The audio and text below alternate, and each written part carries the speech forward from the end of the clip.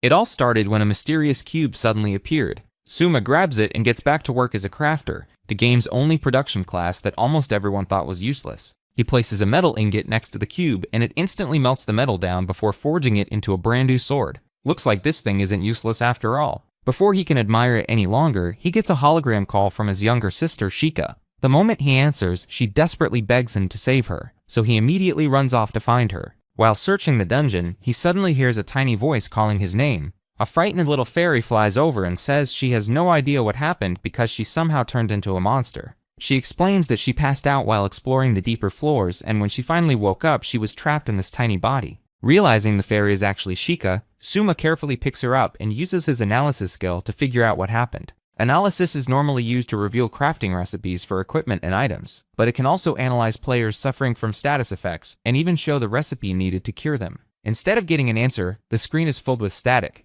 At first, Suma thinks analysis failed, but hidden inside the glitches is a single line revealing the only cure for Shika's transformation, the legendary Philosopher's Stone. The stone has several miraculous powers, and it can definitely turn her back to normal. The problem is, nobody has ever found one. Our guy already knows the crafting recipe, but every material it needs is incredibly rare. Since finding them himself isn't realistic, he'll have to buy them all, and the total comes to a staggering 100 million gold. That number is enough to make bro lose all hope. He starts calling his crafter class completely useless, but Shika doesn't let him stay down for long. She reminds him they only found the cure because he became a crafter. If he'd picked any other class, they wouldn't even know how to save her. That snaps him out of it. This guy gently pats Shika's tiny head, thanks her, and makes up his mind. No matter how difficult it is, he's going to gather every material, craft the Philosopher's Stone, and turn her back to normal. Then he grins at his little sister and tells her she's coming with him whether she likes it or not. Shika doesn't hesitate for a second. She trusts her big brother more than anyone, so the two head to the mining area on the first floor, where beginner explorers gather to collect materials.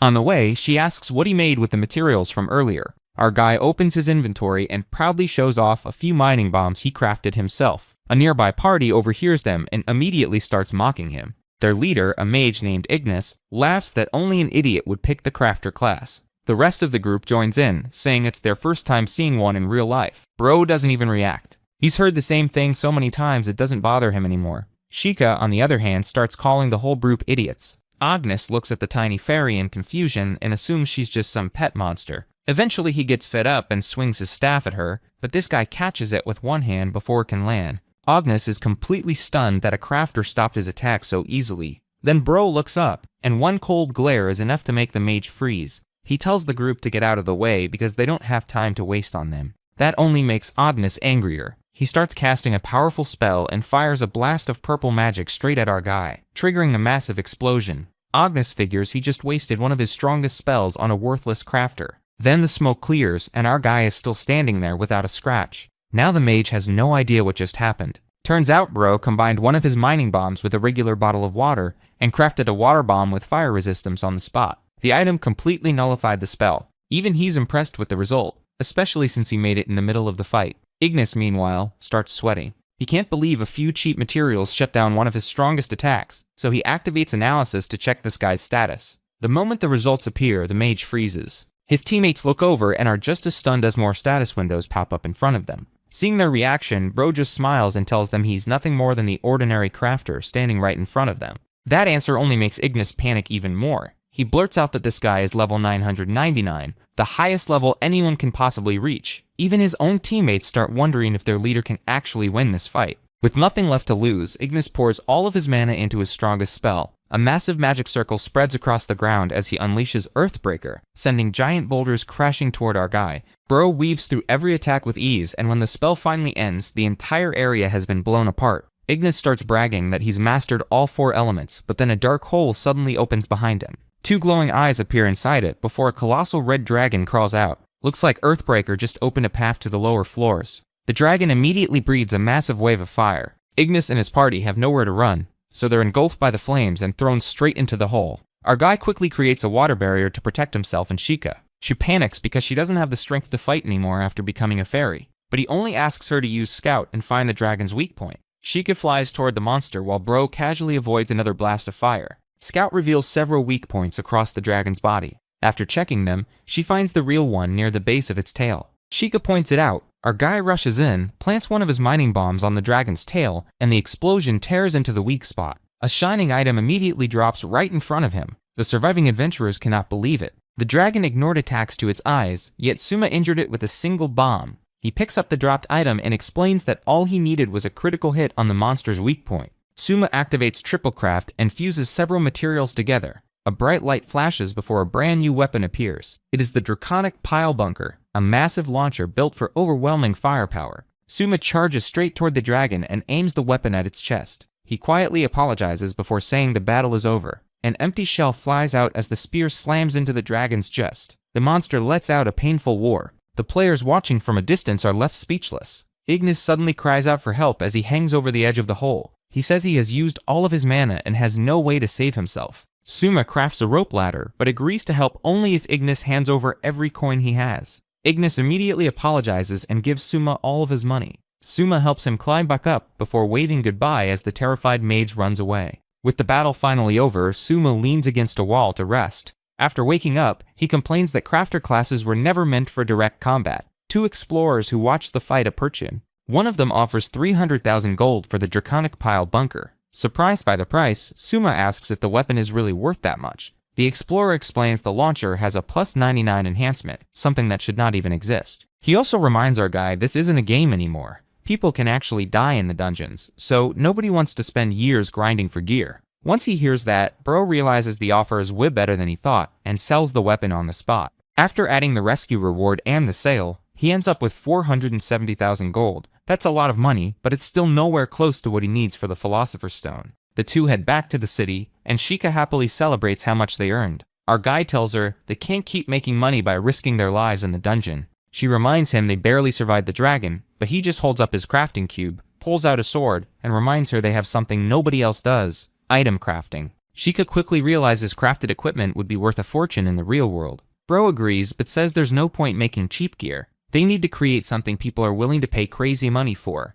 Shika can't think of anything that valuable, but our guy just smiles and says they already know exactly where to find it. A little later, they arrive in front of a massive building. He pushes the giant doors open, and explains that more gold changes hands there than anywhere else in the Phantom Dungeons. As the doors slowly swing open, a bright light pours out from inside. The building turns out to be the biggest auction house in the dungeons, where rare treasures sell for ridiculous amounts of gold every day. Shika can't believe the prices as item after item goes for tens of thousands of gold. Even a pair of earrings sells for 90,000. Watching the auction, our guy smiles and says the real show is about to begin. The next item is a black shield called the Dark Aegis. Bidding starts at 100,000 gold and keeps climbing until a wealthy blonde woman wins it for 550,000. The moment it's sold, Bro tells Shika that's their next crafting target. If one shield can sell for that much, there has to be plenty of buyers who missed the auction. Instead of making just one, they can keep crafting them and sell them to everyone else. Just thinking about it puts a grin on his face.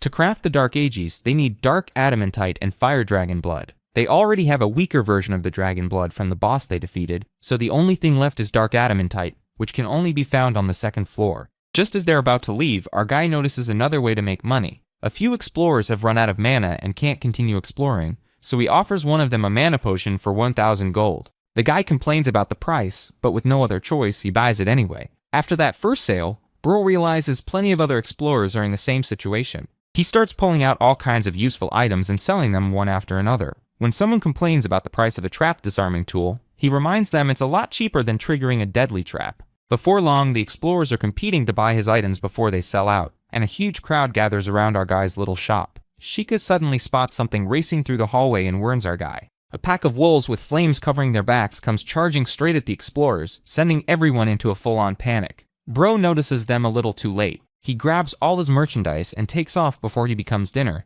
but the wolves stay right on his tail. Shika tells him to fight, but there are too many of them. If he uses a big attack, he could end up hitting her too. The chase finally ends at a dead end. With nowhere left to run, our guy pulls out his crafting cube. If he can't escape, he'll just have to wipe them out. A giant hammer appears in his hands, and he points out that in a narrow hallway, numbers don't matter. One hit is enough. The hammer slams into the ground, unleashing a blue shockwave that tears to a corridor and one-shots every wolf. He quickly checks that Shika is safe, but then the ground starts shaking. Cracks spread beneath their feet as the whole hallway begins collapsing. Turns out his attack was so strong it destroyed the floor too. Before Bro can do anything, the ground gives way and he drops straight into the darkness. After a long fall, he lands on a pile of broken rocks. Looking back up through the hole, he realizes using that attack was a terrible idea. Without the dungeon's HP system, that fall would have killed him. Then it hits him that Ignis made the exact same mistake earlier. A moment later, Sheikah flies down to check on him, and our guy jokes that the HP system saved his life again. The little fairy looks around, wondering where they ended up. Our guy pulls out his crafting cube and makes a magic lantern, revealing an ancient laboratory hidden beneath the dungeon. The place is covered in metal walls and advanced technology that looks nothing like the rest of the dungeon. Bro immediately recognizes it as one of the ancient ruins from the game. Then Sheikah spots something nearby and calls him over. The moment he sees it, he stops in his tracks. A gigantic robot is lying in the middle of the room with all of its systems powered down. Our guy instantly recognizes it as Grand Wynon Eve, one of the strongest Grand Wynon raid bosses in the entire game. After realizing what it is, he remembers this boss is famous for dropping incredibly valuable loot. Even though Sheikah tells him to be careful, Bro climbs onto the machine to inspect it. While looking around, he finds a glowing green button on its armor and presses it. The robot suddenly roars to life with loud mechanical noises. Our guy quickly jumps back as a hatch opens and steam pours out from inside. He immediately tells Sheikah to stay behind him. A bright green light starts shining through the smoke. As it clears, a humanoid figure slowly steps out of the machine. It's a beautiful mechanical doll with cables hanging from her back, and her eyes are still peacefully closed. A peaceful day at home has somehow turned into maid duty. A young woman in a maid outfit is cleaning every corner of the house while complaining that her new master is way too messy. Somehow, that just makes her job more satisfying. Meanwhile, our guy can only stare at Sheikah, wondering how his life ended up like this. The story flashes back to the moment they found the android. The giant machine disconnects from the cables attached to it, and the humanoid core drops onto the floor. Bro explains that Grand Wynon Eve is a unique raid boss. The giant robot is just the outer shell. The real body is the humanoid core hidden inside it. The mechanical girl slowly stands up, and our guy gets ready for another brutal fight. He immediately pulls out his crafting cube. Instead of attacking, Eve scans his player information and calmly registers him as her new master. That announcement leaves both our guy and Sheikah completely speechless. Back in the present, Bro explains that Eve somehow forgot she was supposed to be an enemy boss. Instead, she followed them home and started working as their maid.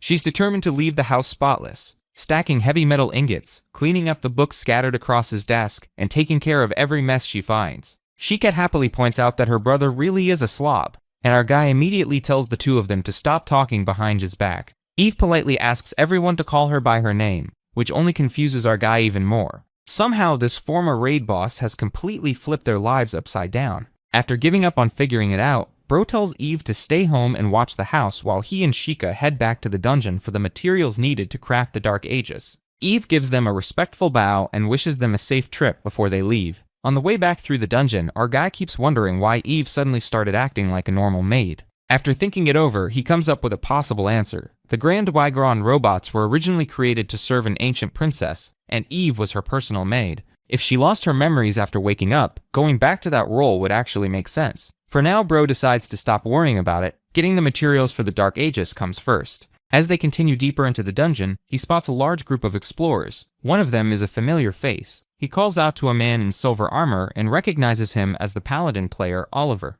One of Oliver's teammates asks if they know each other. Oliver says he remembers this guy as the weirdo who maxed out a useless crafter class. Bro immediately insists he had a good reason for picking it. Another explorer laughs that he basically admitted he's weird, but Oliver quickly shuts everyone down. He warns them never to underestimate a crafter like our guy, because his base stats are high enough to beat everyone there before they could even react. That warning is enough to leave the rookie explorers covered in cold sweat. Just then, a little witch asks if the two of them are actually friends. Both of them answer at the exact same time, insisting they barely know each other. Oliver then asks where Sheikah is, and our guy simply points behind him as the little fairy quietly peeks out from his back. Our guy introduces the little fairy as his sister. Oliver says it's hard to believe, but seeing her turn into a weak little monster does explain it. He jokes that the only other explanation is that Bro lost his mind and decided to keep a fairy as a pet. Our guy immediately threatens to sue him for defamation. Oliver laughs it off and starts heading deeper into the dungeon. He's busy training his new teen on the lower floors, but before leaving, he brings up the 100 million gold needed to save Sheikah. He says earning that much money for one little girl has to be brutal. Then he remembers Suma once telling him they aren't related by blood, yet he's still willing to do anything to save her. Bro just smiles. As far as he's concerned, there's no reason he'd ever abandon Sheikah. He gently squishes her tiny cheek and proudly calls her his precious little sister. Sheikah immediately starts yelling and struggles to get free. That takes us back to Suma's childhood. After losing both of his parents, a young Suma is left crying alone in front of their graves with no relatives to take him in. Everything changes when a transparent umbrella suddenly appears over his head. He looks up and sees Shika's parents standing in front of him. They were close friends of his parents and couldn't leave him all alone, so they decided to adopt him and welcome him into their family. They grew up playing together, made countless happy memories, and before long, carrying her around on his back became part of everyday life. The story jumps back to the present when Bro hears Shika calling his name. The two keep moving deeper into the cave until they run into a group of giant poisonous lizards. Bro figures he can deal with the normal ones, but then he spots a massive purple mutant. He recognizes it immediately as a monster on a completely different level, one that even Oliver would have trouble fighting. While watching the mutant, they notice one of Oliver's rookie teammates collapsed on the ground. The explorer has been poisoned, and even healing magic can't cure it. Shika begs our guy to save the injured explorer, but he knows they can't make an antidote without the right materials. All he can do is give the rookie a health potion to ease the pain. The poison is so bad the guy can't even answer any questions, which tells Bro something must have happened to Oliver's team. If they want answers, they'll have to go down themselves. The only way forward is a huge pit lined with rope ladders. While our guy climbs down, Shika flies ahead to scout the area. She quickly comes back after finding the entire cave covered in thick purple poison mist. She couldn't find Oliver or any of the other rookies either. Bro figures Oliver is probably still alive since his purification skills can deal with poison. But after looking into the cave, he realizes fighting that mutant inside the mist would be a death sentence. Shika suggests finding dark adamantite somewhere else, but our guy points toward the rocks around a river of lava and says wandering around the dungeon without a plan is even riskier. The safest option is to sneak past the mutant, grab the dark adamantite, and get out before it notices them. Shika asks how they're supposed to get through the poisonous mist. Instead of answering, our guy suddenly reaches toward the little fairy with a grin and pulls out a pair of tweezers. Before she can figure out what's going on, he's already borrowed a few of her fairy scales. Shika immediately starts freaking out, but Bro just holds up a small flask and explains that fairy dust is one of the best protective materials in the game. He activates his crafting cube, combines the materials, and creates a protective scarf. After wrapping it around his face, our guy explains that it won't cure poison, but it can block the effects of the toxic mist filling the cave. Looking down at the purple fog, he realizes the situation is even worse than he expected. Shika hides safely inside the scarf while Bro gets ready to move. Since she has the best view, he asks her to guide him through the cave, and she immediately takes the lead.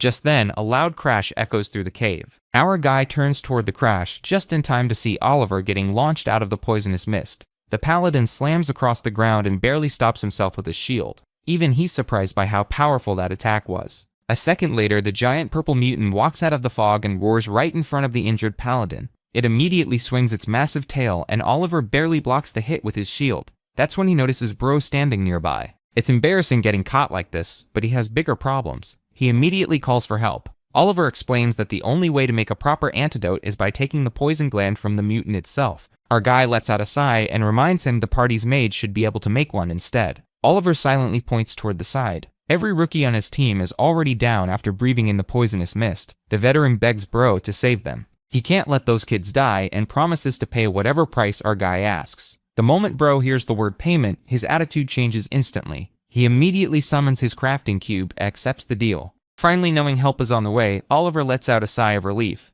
Even while struggling to hold back the mutant, he thanks our guy and prepares to keep the monster busy. Oliver activates one of his defensive skills just as the giant mutant comes charging in with its massive claws. The paladin holds his ground and blocks every attack head on. The lizard quickly realizes that isn't enough. Its giant red eye begins glowing before it fires a concentrated blast of poisonous energy straight at him. Oliver refuses to move. Instead, he activates his strongest barrier. A massive blue shield appears in front of him and collides with the poison blast, setting off an explosion that shakes the entire cave. Using the explosion as an opening, the paladin leaps into the air and slams his glowing mace straight into the mutant's face. Before it can recover, our guy follows up by throwing a strange glowing device right at it. Watching the whole thing, our guy can't help but grin. He tells the monster to enjoy the little gift, because that glowing gadget is actually a powerful flashbang. The flashbang goes off right in front of the giant lizard's face, flooding the cave with light and leaving the monster completely disoriented. Oliver doesn't waste the opening, and keeps hammering it while it struggles to recover. Knowing this is their chance, our guy slips away with Shika to make the antidote. As they leave, Oliver yells that he's counting on him. The plan falls apart almost immediately. Oliver suddenly notices a massive shadow overhead, but by the time he looks up, the mutant's tail is already coming down. He doesn't even get a chance to dodge before it slams him straight into the ground. A second later, the monster's red eye starts glowing again. The flashbang has already worn off. That's when Sheikah warns Bro that the mutant found them. He already knows. The explosions flash. Our guy immediately reaches for his crafting cube, but before he can make anything, the lizard fires another blast of poisonous energy. It hits his hand, interrupts his crafting, and knocks him back. As the monster's shadow looms over them, Sheikah screams. Just when our guy and Sheikah think it's over, a bolt of lightning crashes down from above and slams the giant mutant straight into the ground. As the dust clears, a woman with glowing eyes appears floating above the defeated monster. The moment Bro sees her, he quietly calls out Eve's name. Soma instantly panics, thinking her raid boss memories just came back. He knows they stand absolutely zero chance against her, even without her giant robot shell. But instead of attacking, she just holds out her hand. She traveled all the way down here just to return an item he forgot. Casually claiming it is simply a maid's duty, Soma and Shikika are completely stunned but quickly burst into laughter, thanking her for coming all this way. Eve calmly mentions the item got torn, so she planned to fix it later for her master and little sister, telling them to keep relying on her. Soma smiles and says they will definitely count on her, but the wholesome moment does not last long. A massive venom drake suddenly lunges at them. Without missing a beat, Eve steps right in front of the beast. She coldly declares that forcibly eliminating insolent fools who bear their fangs at her master is also a maid's duty. The dragon swings its massive claws, but Eve blocks it effortlessly, completely halting its momentum. Furious, the monster opens its jaws and blasts her point blank with a massive wave of toxic venom. Shikika screams in panic, but Soma does not even flinch. He confidently tells his sister there is nothing to worry about because venom drake poison has absolutely zero effect on an automaton. Completely unfazed by the attack, Eve leaps into the air and starts raining heavy barehanded blows right onto the beast. Oliver the Paladin immediately jumps into the fray to help, yelling that he will not let the monster get past them as he assists the maid in holding the line. Seeing an opening, Shikika casts weakness detection and spots the drake's critical weak point right on the back of its neck. But Soma quickly realizes they have a huge problem. They just do not have enough damage. Oliver's advanced combat class leans heavily toward defense, and Eve's base humanoid body lacks the heavy firepower needed for hand-to-hand combat. For a second, he wonders if he should craft a serum to heal Oliver's downed allies, but he knows adding more weak players to the fight will not make a difference. There is only one option left. Soma turns to Oliver and yells at him to hand over every single item they have so he can craft a weapon that can actually take this thing down. Oliver desperately tosses his gear, shouting, "Damn it, catch," as he struggles to hold back the drake. The Paladin asks if they can really win this, and Soma just grins. "We can," he says, "because we have a very reliable maid on our side." The crafting cube flashes brilliantly, and Soma immediately chucks the newly forged weapon through the air, yelling, "Catch, Eve." Eve sprints forward at blinding speed. She winds up for a devastating attack and delivers a lightning-fast kick right into the dragon. The sheer force of the blow heavily damages the massive beast. Soma just equipped her with a brand new weapon called the Doll's Gear Lightning Heavy Greaves. Without giving the monster a single second to recover, she winds up again and lands another brutal kick with all her might. Thanks to Shikika spotting the weak point earlier, Eve aims her final strike perfectly. She hits the critical spot with full power, completely destroying the venom drake. The monster's body vanishes into thin air, leaving behind a massive crater in the ground. Standing over the destruction, Eve calmly announces mission complete and picks up an incredibly rare item, the Poison Dragon's Jewel. Oliver is left standing there in absolute shock, whispering that he cannot believe they actually managed to defeat it. Soma just smirks and reminds the Paladin that he promised they would win. Oliver admits that for a moment he was not sure how things would turn out, but he is deeply grateful they all made it through without losing anyone. Soma hands over a third serum, telling him to give it to the thief or assassin waiting upstairs.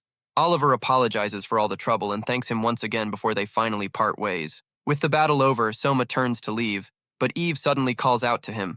She bows respectfully and thanks him for trusting someone of uncertain origins like her with such an important role. She tells him he has her deepest gratitude. Soma quickly brushes it off, saying it is not a big deal, and he only chose the method that would deal the most damage.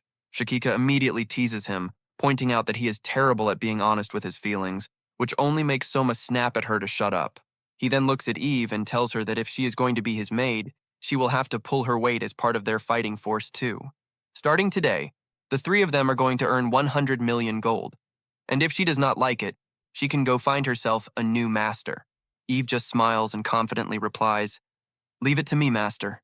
A system window suddenly pops up showing their total progress.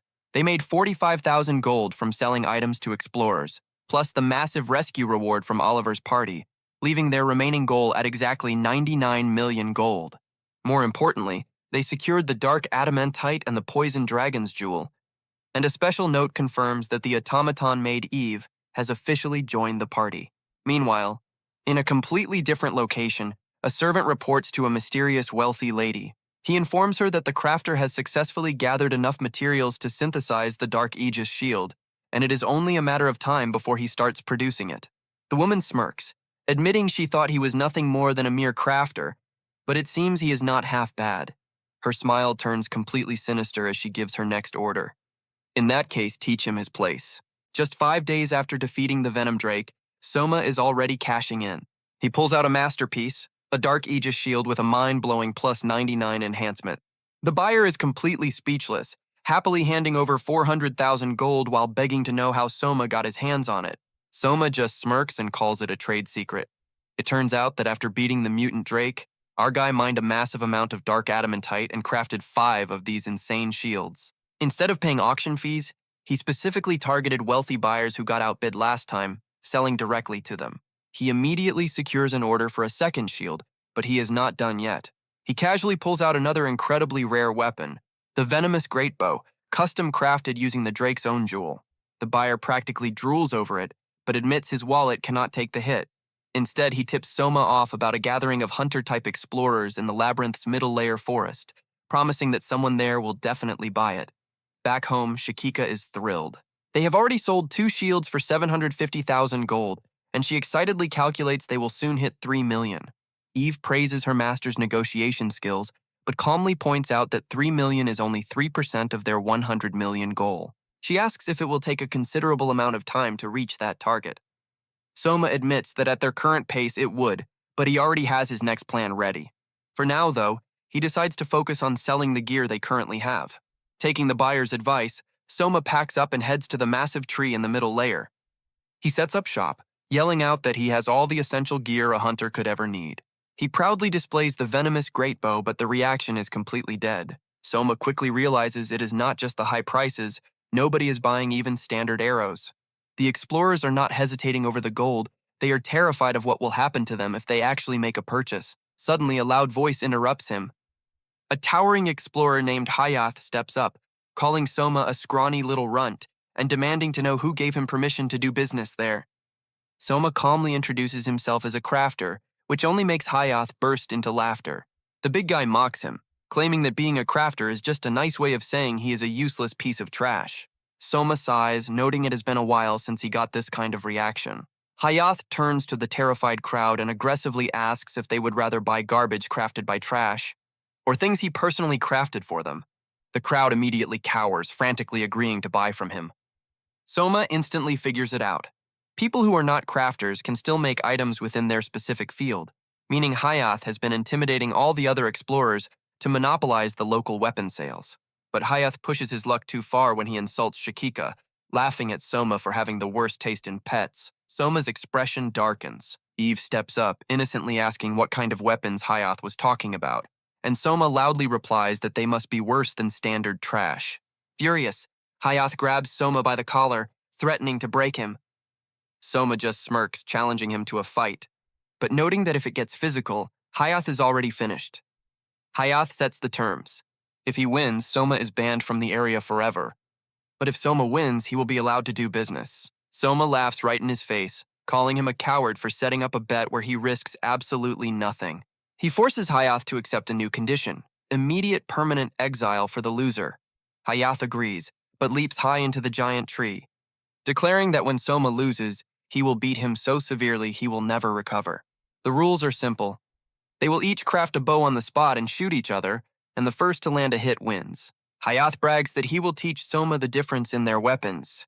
But before Hayath even finishes his sentence, a massive arrow slams right into him. Soma lowers the venomous greatbow with a sarcastic apology. He explains that it is a divine bow with guaranteed homing capabilities. He sighs, annoyed that Hayath made him waste rare materials on such a joke of a fight, but Hayath is far from finished. Screaming that he will not forgive Soma for making a fool out of him, the injured explorer activates a skill called Beast Call. Soma's eyes widen as he realizes exactly what is about to happen. Instantly, swarms of monsters start leaping out of the forest, lunging straight toward them. The terrified crowd scatters as Soma braces himself, muttering that this just turned into a total disaster. Panic has already broken out. Monsters are rampaging everywhere, and while some scream to fight back, the situation is spinning out of control. Fortunately, the combat maid blocks a massive beast's attack with a single move. But something is off. These creatures are way too well coordinated. The answer is obvious. It's the work of that predator from earlier. Is he ruining everything because he's getting banished? Not quite. This assault is just a massive diversion. His true target is elsewhere. The realization hits instantly as a deadly ambush launches from the shadows. The attack is blocked just in time, confirming the real target was him all along. A relentless rain of arrows floods the battlefield, leaving no room to retreat. With his back against the wall, the choice is clear. He has no choice but to step up and crush the predator. As Soma dodges the attack, his companion warns him the enemy is shooting from far away. Without hesitation, he fires a barrage of glowing magical arrows that lock onto their target. However, the villain smirks with absolute confidence. Standing relaxed, he effortlessly deflects all the incoming arrows with a single hand, mocking the attempt as useless. Readying a massive counterattack, he draws multiple arrows, questioning if his opponent knows about damage fall-off. He gloats that from this distance, regular shots are complete trash. But for him, the rules are different. His unique job skill completely mitigates any damage fall-off. The battle rages on. The villain gleefully reveals his cowardly strategy. He will shoot his opponent while he's surrounded by beasts and unable to move. For him, this unfair advantage is the most exhilarating battle style. With a maniacal grin, he readies an explosive arrow for the final blow. But suddenly his eyes widen in shock. A massive explosion erupts right in his face, catching him off guard. Blasted into the sky, he tries to reassure himself he can still endure the damage. But mid-air, he realizes he is surrounded by flying arrows strapped with lit dynamite.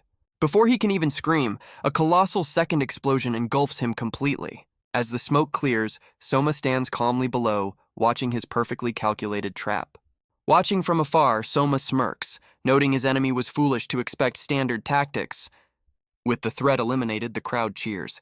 A survivor bows deeply, thanking Soma profusely for ending Hayato's long torment. The combat maid chimes in, saying buying her goods is thanks enough. But Soma points out a glaring issue. A verbal banishment won't stop Hayato from returning later. The man smiles nervously, admitting they thought of that, which is why they have a very important request for Soma next. The man points to the massive tree in the distance, revealing a dark history.